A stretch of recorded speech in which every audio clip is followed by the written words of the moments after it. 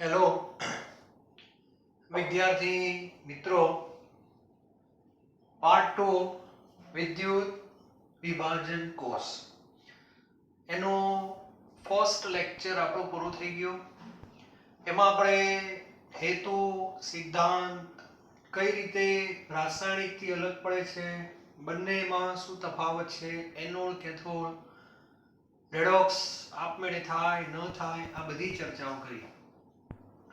જે રીતે પાર્ટ 1 માં કોસ પોટેન્શિયલનું મહત્વ હતું, એ રીતે પાર્ટ 2 ની અંદર જે કંઈ નિપજો મળે છે એને અસર કરતા અમુક પરિબળો હોય છે. તો આજે આપણે એના સંદર્ભમાં બધી ચર્ચા કરશું. બરાબર? તો દરેક વિદ્યાર્થી સૌથી પહેલા નાનો એક પ્રશ્ન લખો. દરેક વિદ્યાર્થી પ્રશ્ન એટલે ટાઇટલ લખો. વિદ્યુત વિભાજનથી પ્રાપ્ત થતી નિપજોને અસર કરતા પરિબળો. એમાં પહેલું પરિબળ લખો, વિદ્યુત વિભાજ્યની સાંદ્રતા. બીજું પરિબળ લખો, વિદ્યુત ધ્રુવોની પ્રકૃતિ. અને ત્રીજું પરિબળ લખો, વિદ્યુતીય દબાણ. કૌંસમાં લખજો કોસ પોટેન્શિયલ. બરાબર? હવે આ ત્રણ પરિબળો આખી ઘટનાને અસર કરશે.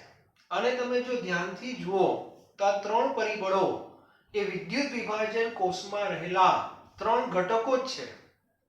વિદ્યુત વિભાજન કોષમાં દરેક વિદ્યાર્થીને ખબર છે કે આપણે વિદ્યુત વિભાજ્ય લઈએ છીએ. તો એની જે સાંદ્રતા છે એક પરિબળ બની ગયું.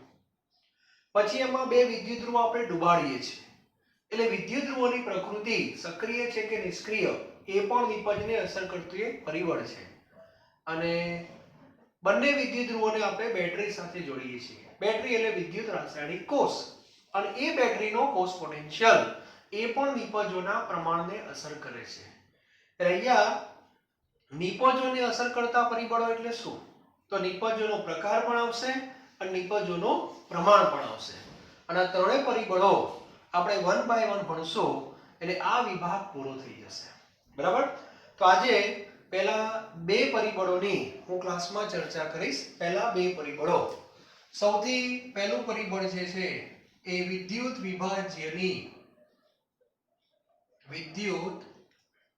વિભાજ્યની સાંદ્રતા. આ એક પરિબળ છે. બરાબર? તો સાંદ્રતા કઈ રીતે અસર કરે છે, તો એ સમજવા માટે આપણે એક સાથે ત્રણ થિયરી નો અભ્યાસ કરવો પડે. બરાબર?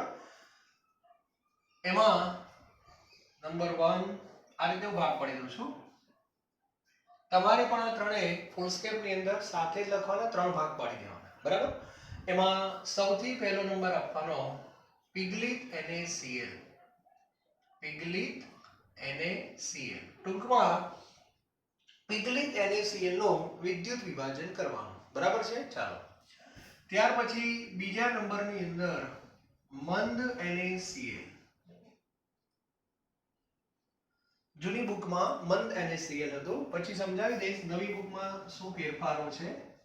અને સાંદ્ર NaCl. આ રીતની વાત છે. જૂની બુકની અંદર આ રીતે ત્રણ વિભાગ પાડેલા હતા: પિગલિત, મંદ અને સાંદ્ર. બરાબર? નવી બુકની અંદર આ બંને માટે કોમન શબ્દ વાપરે છે, જલીય NaCl. બરાબર છે? એટલે આપણે આ સાંદ્ર NaCl જે છે એને હું જલીય NaCl કહી દઉં.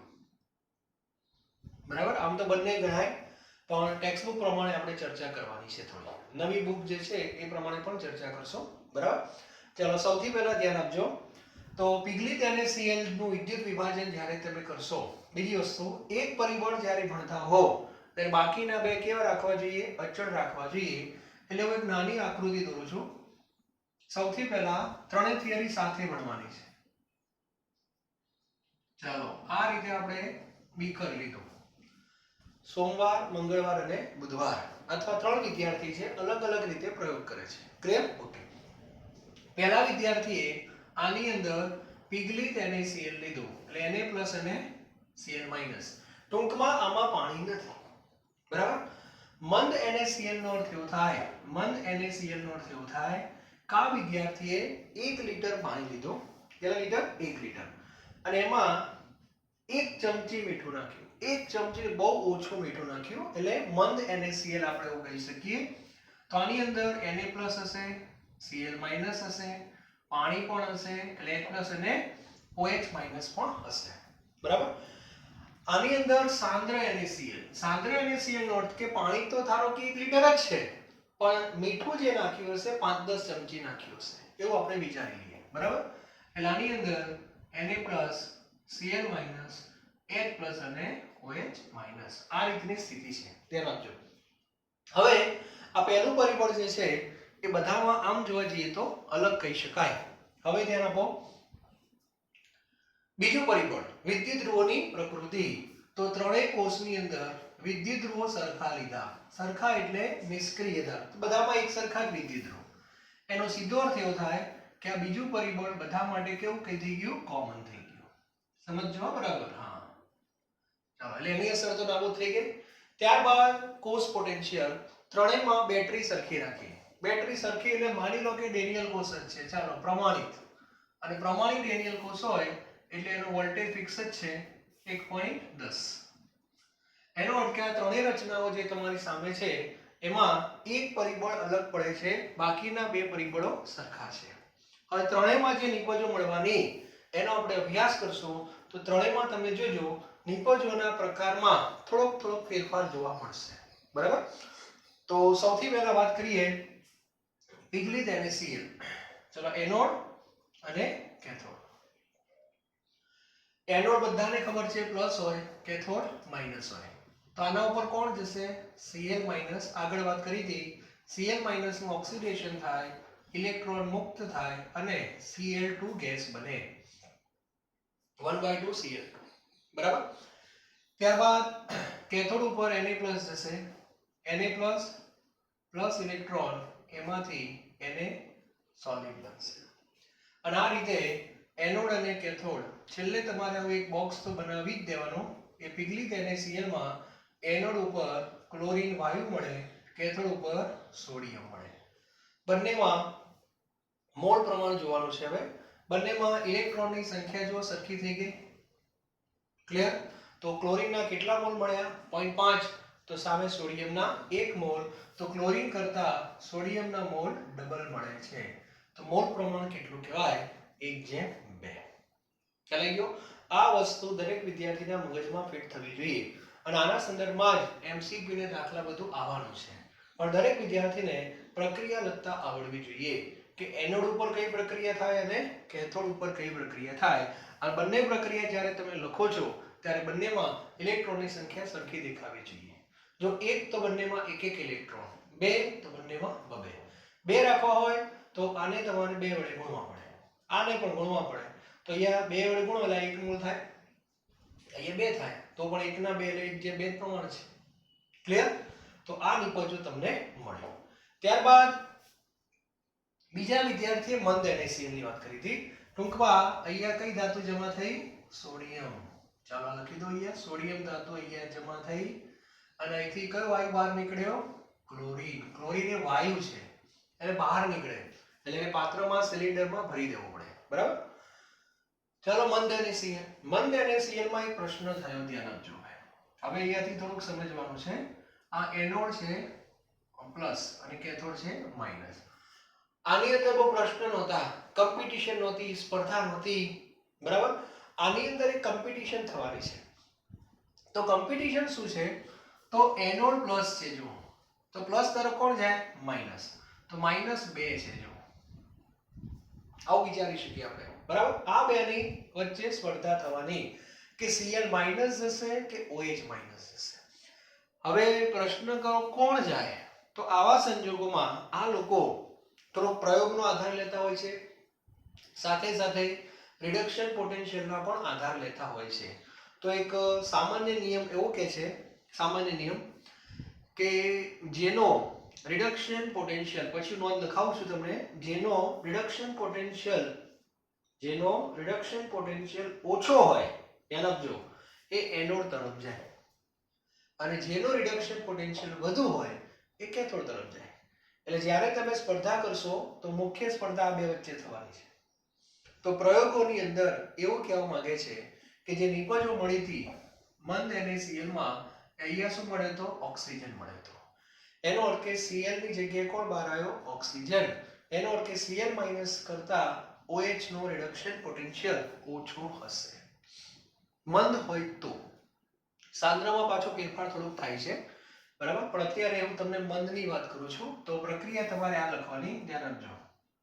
એનો અર્થ કે O2 મળે, એનો અર્થ કે વિદ્યુત વિભાજન કોનું થઈ રહ્યું છે? પાણીનું, બરાબર. ઓક્સિડેશન પાણીનું થશે. તો ગઈકાલે મેં તમને પાણીનું ઓક્સિડેશન વાળી એક પ્રક્રિયા યાદ રાખવાની કહી હતી, H2O, એમાંથી ડાયરેક્ટ પ્રક્રિયા 1/2 O2 2H અને 2 ઇલેક્ટ્રોન.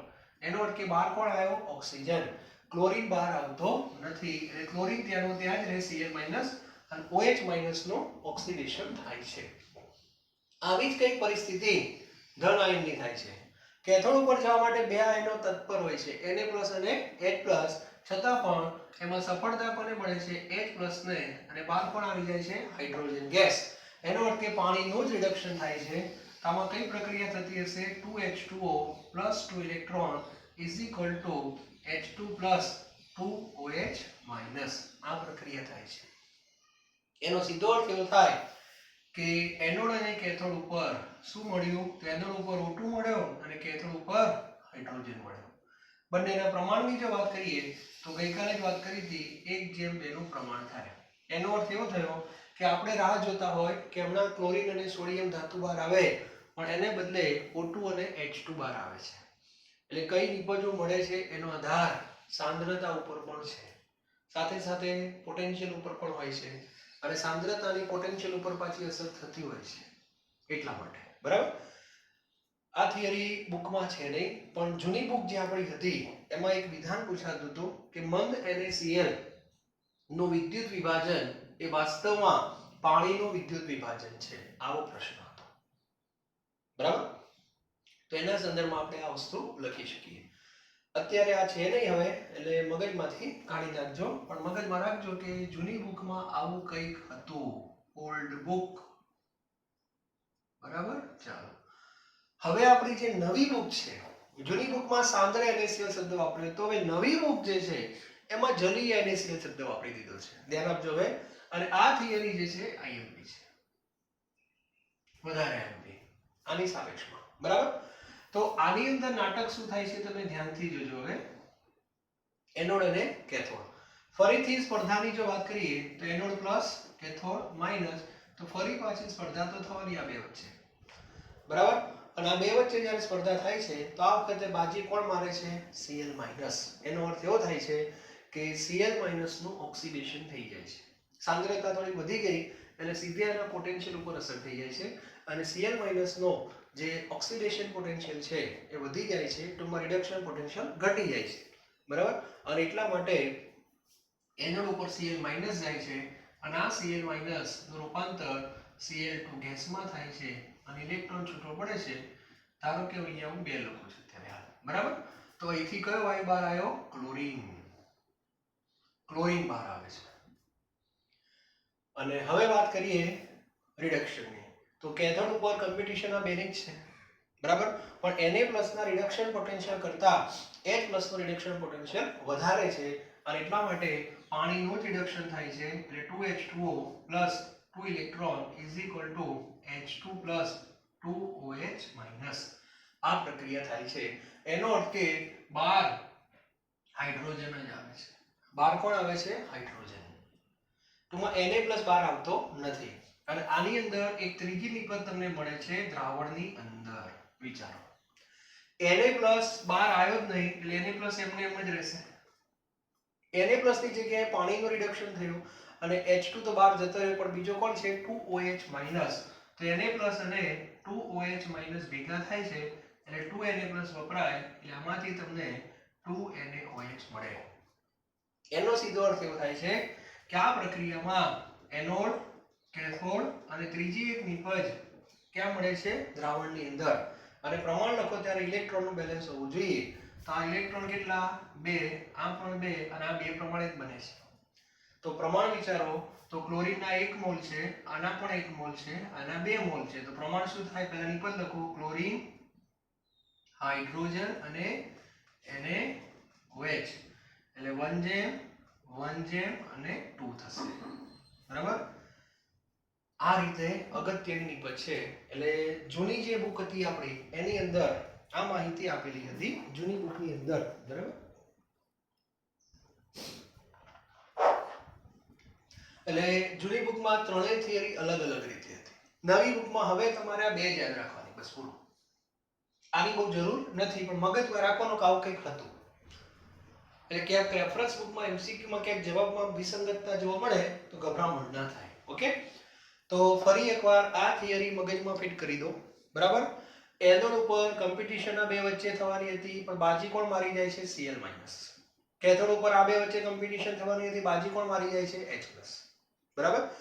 એટલે દરેકની પાસે આ કિંમત હોવી જોઈએ.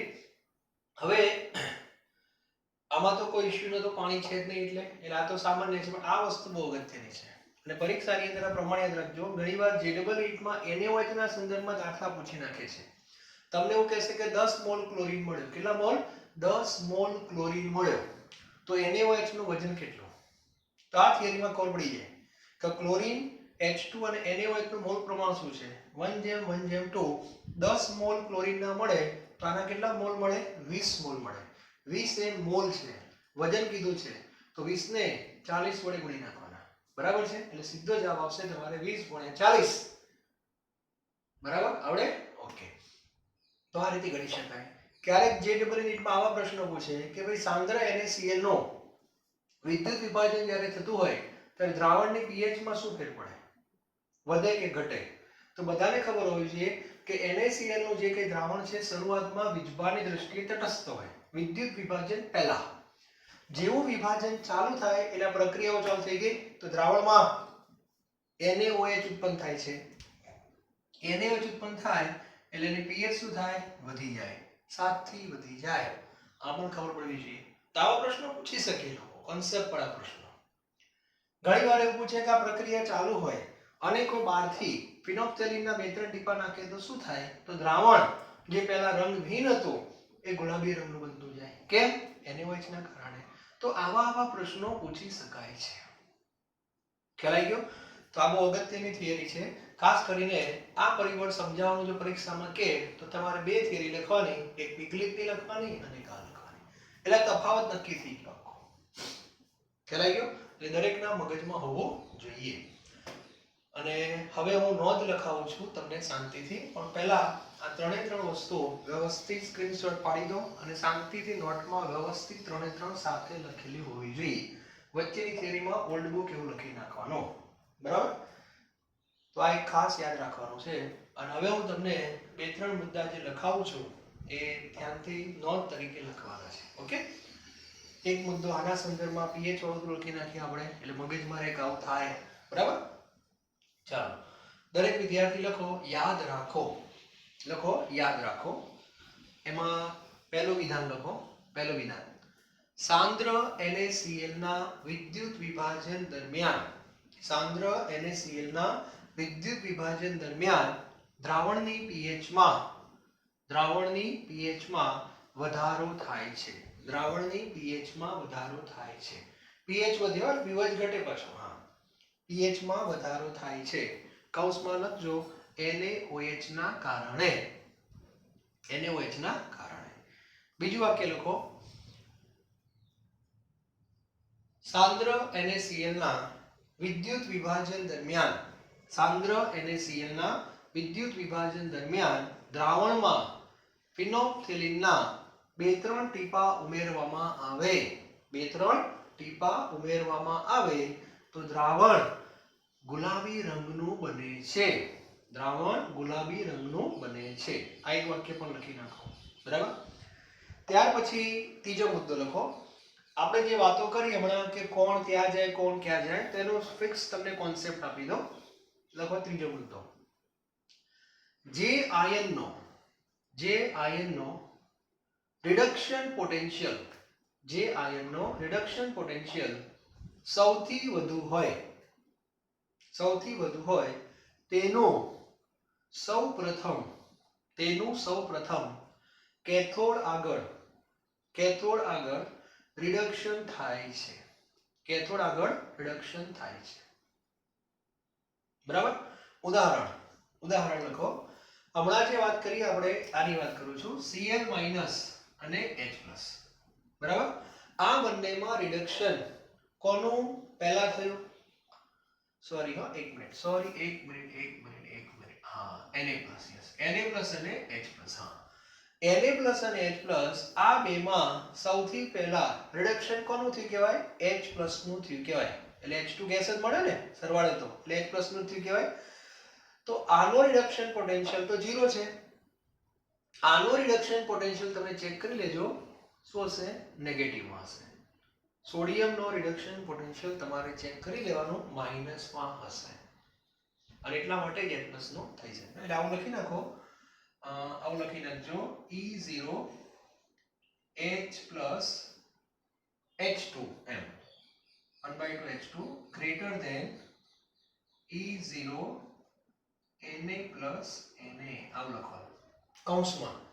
વાક્યમાં શું એક ઉદાહરણ છે. મેં તમને વાક્ય લખાયું જેનો રિડક્શન પોટેન્શિયલ વધુ હોય એનું પહેલા રિડક્શન થાય. એટલે આ બંને કેથોડ ઉપર જવા માટે તૈયાર છે, પણ લાભ કોને મળશે? આને મળશે. એનું કારણ આનો રિડક્શન પોટેન્શિયલ તો 0 છે. આનો તમે ચેક કરજો. ઘણા કે સાહેબ ક્યાં ચેક કરીએ? ECS શ્રેણીમાં જોઈ લેજો. Na+ નો રિડક્શન પોટેન્શિયલ માઇનસમાં હશે. ક્લિયર? અને એટલા માટે આનું થશે. આગળનું વાક્ય લખો. આગળનું વાક્ય લખો. જેનો રિડક્શન પોટેન્શિયલ ઓછો હોય તેનું એનોડ આગળ સૌપ્રથમ ઓક્સિડેશન થશે. તો આની અંદર ઉદાહરણમાં લખો. ચલો આ બેની વાત કરીએ ફરીથી. Cl- અને OH-. આ બેમાંથી Cl- આગળ ગયો કોની સાપેક્ષમાં? OH- ની સાપેક્ષમાં. તો આની અંદર E0 Cl- reduction potential 1/2 Cl2 આમ લખાય રિડક્શન પોટેન્શિયલ. બરાબર. એ ઓછો છે. બરાબર. કોના કરતા? તો અત્યારે આવું લખી નાખો O2 અને OH- આ રીતે. અને ટેક્સ્ટબુક ની અંદર જોઈ લેજો. ટેક્સ્ટબુક ની અંદર તમારે જોઈ લેવાનો આ જે પ્રક્રિયા છે એનો 1.23 છે. બરાબર. અને આનો ઓછો હશે. એટલે ઓક્સિડેશન પહેલા આનું થશે. ટૂંકમાં આ ધન ધ્રુવ છે તો ઋણ આયનો વચ્ચે કોમ્પિટિશન થાય, ઋણ ધ્રુવ હોય તો ધન આયનો વચ્ચે કોમ્પિટિશન થાય. અને જે બે આયનો વચ્ચે કોમ્પિટિશન થાય એમના રિડક્શન પોટેન્શિયલ જોઈ લેવાના. બરાબર. એમાં આ માઈનસ હોય તો ધન આયનના રિડક્શન જોવાના, જેનો રિડક્શન પોટેન્શિયલ વધારે હોય એ પહેલા જાય. બરાબર. પ્લસ હોય તો ઋણ આયન જોવાના, જેનો રિડક્શન પોટેન્શિયલ ઓછો હોય એ પહેલા જાય. ટૂંકમાં H+ હોય ને એનો 0 લેવાનો રિડક્શન પોટેન્શિયલ. બરાબર. અને OH- નો 1.23 લેવાનો. આટલું યાદ રાખી લેજો. H+ ની જરૂર ક્યાં પડશે? કેથોડની કોમ્પિટિશનમાં. આની જરૂર ક્યાં પડશે? એનોડની કોમ્પિટિશનમાં. ખ્યાલ આવી ગયો? હા. એટલે સરખામણી તમારે આ રીતે કરવાની રહેશે. તો આ થિયરી અગત્યની છે, દરેકને ખબર પડવી જોઈએ. અને સાથે સાથે આ પ્રમાણ યાદ રાખી લેવાના. ઓકે? ચાલો. હવે બીજી કેટલીક થિયરીની વાત કરી લઈએ આપણે. ટેક્સ્ટબુકમાં બહુ એક જ પેજમાં બધું મિક્સ કરીને તમને આપી દીધું હશે, તમને બહુ ખબર નહીં પડે. બરાબર. એટલે હું થોડુંક તમને ડિટેલમાં પણ કહેતો જાઉં છું, એટલે JEE નીટમાં તમને બહુ વાંધો ન આવે. બરાબર. હવે ટેક્સ્ટબુકમાં એક બે લાઈન સલ્ફ્યુરિક એસિડ માટે આપેલી છે. સલ્ફ્યુરિક એસિડ માટે આપેલી છે. તેમાં આટલું યાદ રાખવાનું છે. હવે મંદ H2SO4, મંદ H2SO4 મંદ સલ્ફ્યુરિક એસિડ છે. ધારો કે વિદ્યુત વિભાજન કરી રહ્યા છો, તેમાં હું નિબંધ લખું છું, તમને તરત ખ્યાલ આવી જશે. એનોડ અને કેથોડ. ચાલો, મંદ હશે તો એનોડ ઉપર O2 મળે છે, કેથોડ ઉપર H2 મળે છે. એનોડ કે વિદ્યુત વિભાજન પાણીનું થયું. O2 તમને મળે છે કઈ પ્રક્રિયાથી? આ પ્રક્રિયા તો દરેકના મગજમાં હવે ફિક્સ હોવી જ જોઈએ. 1/2 O2 પ્લસ 2H પ્લસ અને 2 ઇલેક્ટ્રોન માઇનસ. અને એ જ રીતે H2 તમને મળે છે, એનો અર્થ કે 2H2O પ્લસ 2 ઇલેક્ટ્રોન, એમાંથી H2 પ્લસ 2OH માઇનસ. આ પ્રક્રિયા થઈ એટલે આ નિબંધ તમારી O2 અને આ નિબંધ તમારી H2 જ્યારે મંદ H2SO4 લેવામાં આવે ત્યારે. બરાબર, ધ્યાન આપજો. હવે વાત કરીએ. હા, એટલે આની અંદર કયા કયા આયન હોય પેલા કહી દઉં. જો H પ્લસ હોય, OH માઇનસ હોય અને SO4 માઇનસ 2 હોય. આ બધાને ખબર હોવી જોઈએ. પાણી છે ને એટલા માટે આ બે તો હોય જ, અને એસિડમાં H પ્લસ આવી ગયો અને SO4 માઇનસ 2 હોય. પણ કોમ્પિટિશનમાં આગળ કોણ નીકળી જાય છે? આ બે ચોકડીમાં દેવાની. બરાબર, એનો કોઈ રોલ નથી. હવે જે વાત કરજો, ખાસ ધ્યાન રાખજો. હવે વાત કરીએ આપણે સાંદ્ર H2SO4. સાંદ્ર H2SO4 ની અંદર H પ્લસ હોય, OH માઇનસ હોય છે અને SO4 માઇનસ 2 હોય છે. બરાબર. હવે વાત કરીએ એનોડ. તો એનોડ ની અંદર શું થાય છે? ધ્યાન આપજો. એનોડ એટલે પોઝિટિવ. તો કોમ્પિટિશન આ બે વચ્ચે થાય. બરાબર, પણ આનું ઓક્સિડેશન થતું નથી, આનું થાય છે. હવે કઈ રીતે? ધ્યાન આપજો. SO4 માઇનસ 2, અહીંયા 2 મોલિક્સ થાય છે, એમાંથી H2O8 માઇનસ 2 બને છે અને 2 ઇલેક્ટ્રોન છૂટા પડે છે. ધ્યાન આપજો, સમજવા જેવું છે. બરાબર, એટલે 2SO4 માઇનસ 2 જાય છે એનોડ ઉપર, એમાંથી આ બને છે અને 2 ઇલેક્ટ્રોન છૂટા પડે છે. ચાલો, હવે વાત કરીએ કેથોડની. પહેલા કેથોડની અંદર તો એક જ છે, H પ્લસ. એટલે એમાં તો પ્રક્રિયા કઈ થવાની? 2H2O પ્લસ 2 ઇલેક્ટ્રોન, એમાંથી H2 પ્લસ 2OH માઇનસ. આ પ્રક્રિયા તો થવાની છે. હવે પ્રશ્ન એ થાય છે દ્રાવણ. આમાં તમે કદાચ H2 વાળી પ્રક્રિયા ન લખો, કન્ફ્યુઝન ન થાય, એટલે આપણે એક કામ કરીએ, H પ્લસ ની હું લખું છું. બરાબર, H પ્લસ એટલે 2H પ્લસ પ્લસ 2 ઇલેક્ટ્રોન, એમાંથી H2 ગેસ, H પ્લસ. આમ થશે. ઓકે, હવે શું થયું? ધ્યાન આપજો. આ તો કેથોડ પર મળી ગયો તમને. આ જે છે તો આયન છે, આ તો આયન છે એકવસ. એ દ્રાવણની અંદર આ આયન પાછો આવે છે. બરાબર, અને હજુ એની અંદર જે હોય સલ્ફ્યુરિક છે, 2H+ સાથે જોડાય છે અને એમાંથી H2S2O8 મળાવે છે. આને આપણે ભૂતકાળમાં નામ આપ્યું હતું માર્શલ એસિડ. બરાબર, તો આનો અર્થ એવો થયો કે આની અંદર તમને નિપજ એનોડ પર તો મળતી જ નથી. કોઈ એનોડ પર ધ્રુવ પર કોઈ નિપજ નથી. જો એટલે આની અંદર તમને એવું કહી શકાય કે મુખ્ય નિપજ એક કેથોડ ઉપર મળી અને બીજી નિપજ ક્યાં મળી? દ્રાવણની અંદર. કેથોડ ઉપર તમને H2 મળે છે અને આ બાજુ H2S2O8 મળે છે અને બંનેનું પ્રમાણ 1:1 તમે લઈ શકો છો. બરાબર, એટલે જો મંદ હોય ત્યારે તો સલ્ફ્યુરિક એસિડનો કોઈ રોલ છે જ નહીં, એટલે પાણીનું જ વિદ્યુત વિભાજન થયું, એટલે એમાંથી O2 અને H2 જ મળે છે. બરાબર, સાંદ્ર તમે જ્યારે લો છો ત્યારે OH નો કોઈ રોલ નથી, ઓક્સિજન મળતો નથી, એની જગ્યાએ માર્શલ એસિડ આવી ગઈ. બરાબર, અને સામે હાઇડ્રોજન. અને JEE નીટમાં એક ત્રીજી ઇન્ફોર્મેશન છે આના સંદર્ભમાં. તો એ જે સંદર્ભ છે એની અંદર ત્રીજી એક શક્યતા લખું છું 50% H2SO4, 50% એક આ થિયરી પણ છે 50% H2SO4 આ મંદ H2SO4 છે આ સાંદ્ર H2SO4 છે અને હવે જે લઈ રહ્યો છું એ 50% H2SO4 બરાબર આની અંદર હું તમને વાત કરું તો એનોડ ઉપર O2 મળે છે બરાબર એનો અર્થ કે આમાં બધા ભાગ લે છે H+ પણ લેશે OH- પણ લેશે અને SO4- આ બધા ભાગ લે છે બરાબર એટલે આ બે 50-50 આવશે એટલે આના કારણે O2 મળશે એ ફાઇનલ થઈ ગયું ચાલો પછી કેથોડ ઉપર કોણ મળશે H2 મળશે આ નક્કી થઈ ગયો અને દ્રાવણની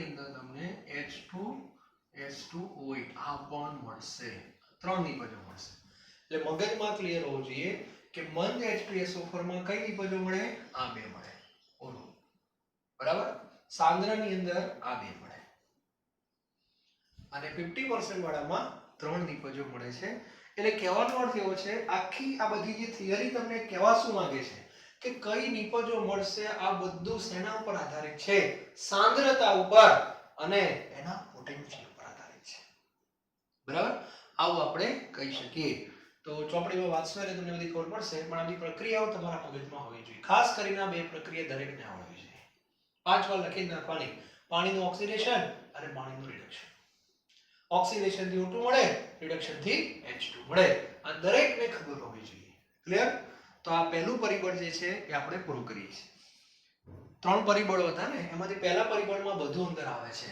સાંદ્રતા નામનું પરિબળ ક્લિયર ચલો હવે આપણે વાત કરશું આ લખી રાખજો વ્યવસ્થિત ટેક્સ્ટબુકમાં આ બધું કશું છે નહીં પણ વ્યવસ્થિત નોટની અંદર લખેલું હોવું જોઈએ એટલે આમ સિસ્ટમેટિક કામ આપણું લાગે અને બધી ચર્ચા જે થઈ એ સાંદ્રતા નામના પરિબળની થઈ છે ઓકે ચાલો હવે હું તમને બીજું પરિબળ કહું એ પણ તમારી બુકમાં નથી છતાં પણ એને આપણે ભણી લઈએ બરાબર સરળ જ છે એટલે દાખલા જ્યારે ગણો ત્યારે તમને સહેલું પડે વિદ્યુત વિભાજનની જેટલી થિયરી વધારે ભણશો એટલી પ્રક્રિયાઓ તમારી મજબૂત થશે અને પ્રક્રિયાઓ મજબૂત થશે બરાબર એટલે આપણને એનો બેનિફિટ થશે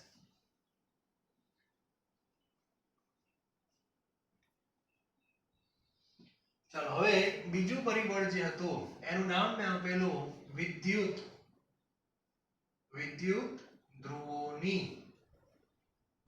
ધ્રુવોની પ્રકૃતિ વિદ્યુત ધ્રુવોની પ્રકૃતિ એટલે વિદ્યુત ધ્રુવો આપણે સક્રિય લઈએ અને નિષ્ક્રિય લઈએ તેમાં શું ફેર પડે બરાબર તે સમજવા માટે હું તમને બે થિયરી આપું છું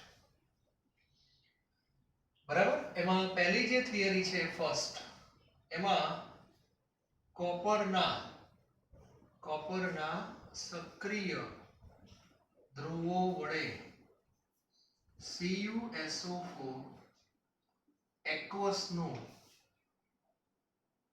વિદ્યુત વિભાજન આવો પ્રશ્ન છે એટલે આમાં કોપરના સક્રિય ધ્રુવો છે આ થિયરી નંબર 2 ગ્રેફાઇટના નિષ્ક્રિય ધ્રુવો વડે CuSO4 aqueous નો વિદ્યુત વિભાજન બરાબર એટલે બંનેમાં ધ્રુવોનો પ્રકાર મેં અલગ લીધો છે એ રીતે હું બે થિયરી સમજાવવા માંગુ છું તમને એકમાં સક્રિય અને એકમાં નિષ્ક્રિય વાસ્તવમાં આ જે થિયરી છે એ કોપરના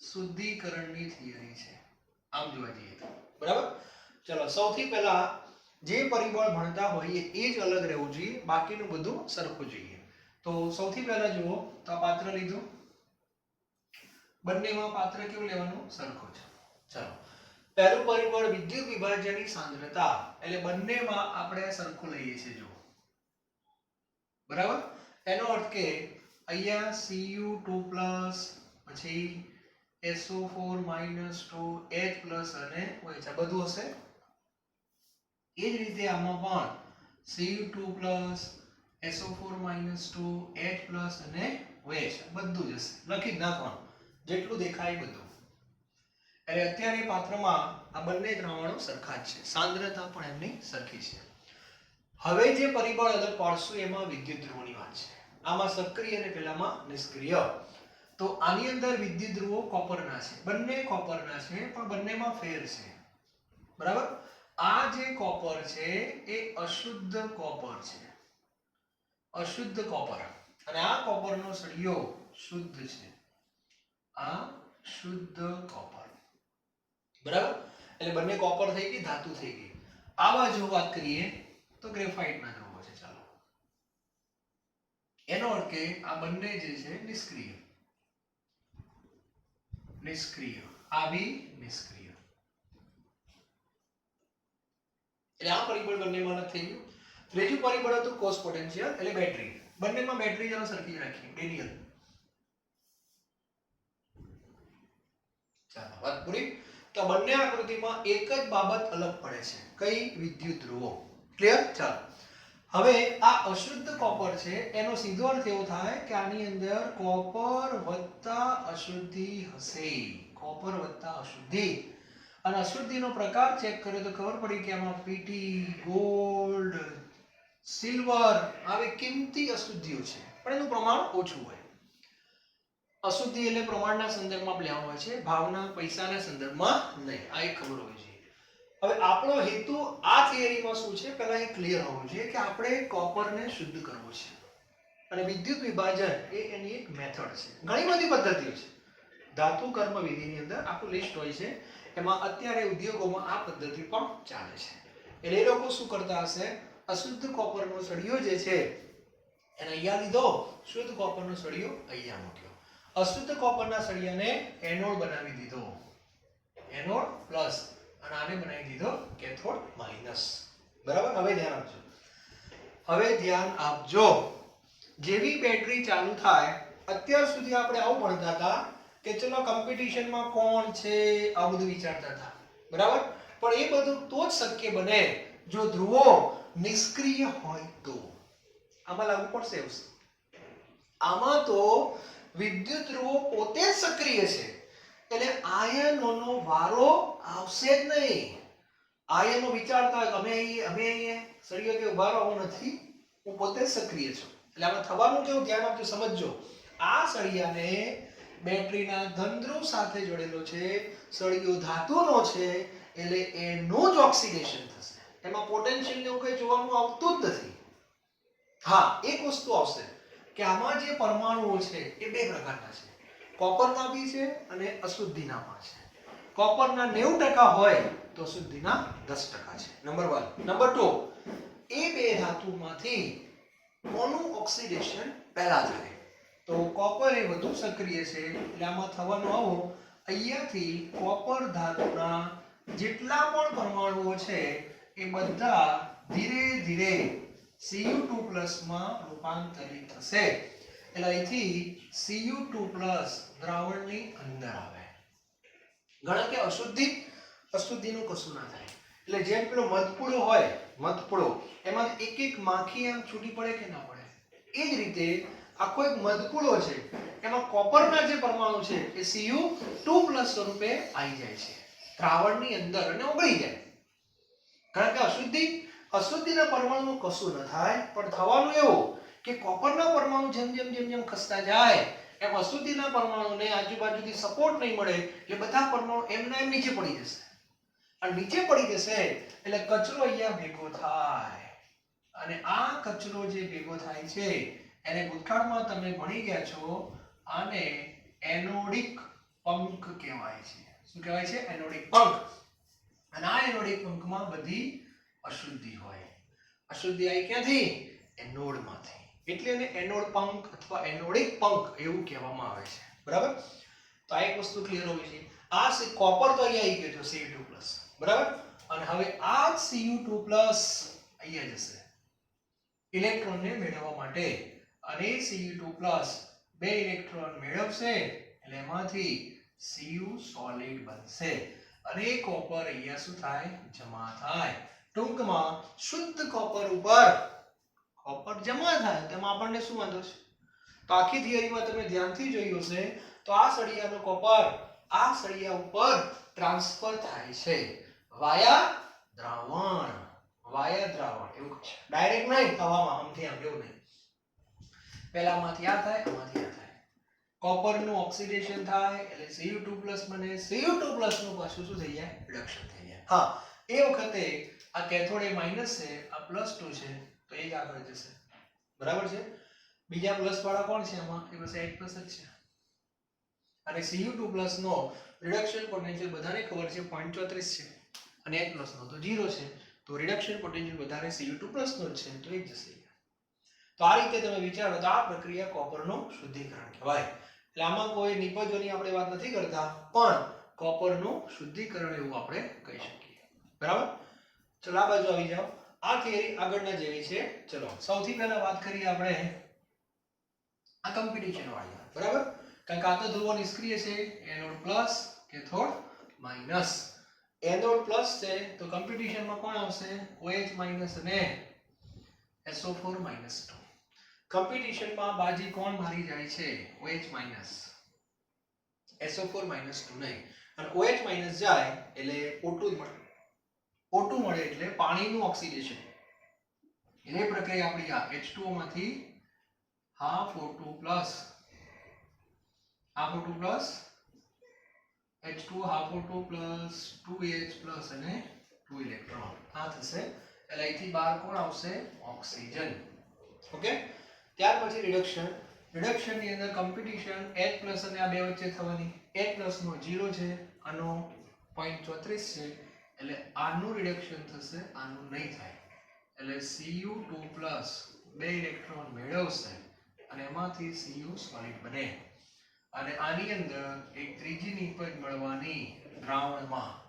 બોલો કઈ નિપજ, SO4 2 દ્રાવણની અંદર છે કે નહીં, એની જગ્યાએ પાણી ગયો અને એને 2H+ આપે કે નહીં, આ બે ભેગા થાય તો શું બનાવે, બોલો H2SO4. તો આની અંદર એનોડ, કેથોડ અને દ્રાવણ. એનોડ ઉપર ઓક્સિજન, કેથોડ ઉપર કોપર અને આની અંદર H2SO4. ત્રણેયનું જો પ્રમાણ લખવું હોય તો પહેલા ઇલેક્ટ્રોન સરખા હોવા જોઈએ. તો આ 1/2, આ 1 અને 1, તો 2 વડે ગુણીએ તો 1:2:2 થાય. બરાબર ને? યસ. તો આ રીતે આખી પ્રક્રિયા લખી શકાય. અને દ્રાવણ એસિડ નું બને છે એટલે આની અંદર pH નું મૂલ્ય ઘટશે. આ બધું JEE નીટ વાળા પૂછી શકે છે. એટલે આને કહેવાય વિદ્યુત વિભાજન. કયું આયન આગળ નીકળશે, બધું આ રિડક્શન પોટેન્શિયલ ઉપર છે. જેટલી પ્રેક્ટિસ કરશો એક એવા લખશો પ્રક્રિયાઓ એટલે તમને વધારે ખ્યાલ આવશે. એનોડ પોઝિટિવ કહેવાય, કેથોડ નેગેટિવ કહેવાય. એનોડ ઉપર ઓક્સિડેશન થાય, કેથોડ ઉપર રિડક્શન થાય. એનોડ પ્લસ છે એટલે માઈનસ વાળા કોમ્પિટિશનમાં આવે, પણ જે માઈનસ નો રિડક્શન પોટેન્શિયલ ઓછો હોય એ પહેલા જાય. બરાબર. બીજો આ બાજુ કેથોડ એ માઈનસ છે તો પ્લસ વાળા કોમ્પિટિશનમાં આવે, તો એ બેમાં જેનો રિડક્શન પોટેન્શિયલ વધુ હોય એ પહેલા જાય. અને એ પ્રમાણે નિપજો તમને મળે છે. એટલે આ બધી વસ્તુ ખબર હોય તો અને તો જ વિદ્યુત વિભાજનના આગળ જે કંઈ દાખલાઓ છે એ આપણે ગણી શકીએ. બરાબર. તો આ પરિબળ આપણા અહીંયા પૂરા થાય છે. બરાબર. અને હવે બીજું પરિબળ નેક્સ્ટ લેક્ચરમાં આપણે જોવાનું છે, એનું નામ છે પોટેન્શિયલ. અને પરિબળ નિપજોના પ્રમાણ સાથે સંબંધિત છે, પ્રકાર સાથે નહીં. એટલે એમાં આપણે શું કરશું, પાત્ર એનું એ રાખશું, વિદ્યુત વિભાજ્ય એનું એ, સાંદ્રતા એની એ, વિદ્યુત ધ્રુવો પણ એનું, બેટરી બદલી નાખવાની. અને બેટરી બદલશો એટલે પોટેન્શિયલ બદલાઈ જશે. પોટેન્શિયલ બદલાય એટલે વિદ્યુત ઉર્જા બદલાઈ જશે. વિદ્યુત ઉર્જા બદલાઈ જશે એટલે નિપજો નહીં બદલાય, પણ નિપજોનું પ્રમાણ બદલાઈ જશે. તેના સંદર્ભમાં જે કંઈ થિયરી છે એ આપણે નેક્સ્ટ લેક્ચરમાં જોઈશું.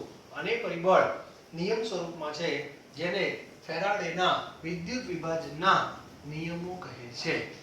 તો આપણું નેક્સ્ટ લેક્ચર ફેરાડેનો હશે. અને પછી એના સંદર્ભમાં આપણે બધા શું જોઈશું, એક્ઝામ્પલ જોઈશું. અને એ રીતે આપણો આ પાર્ટ 2 પૂરો થશે. બરાબર. વ્યવસ્થિત નોટની અંદર લખેલું હોવું જોઈએ. આગળ પણ મેં કહ્યું છે નોટ સરસ બનાવજો, જેથી આ ચેપ્ટરમાં કોઈ તકલીફ તમને પડે નહીં. Thank you very much.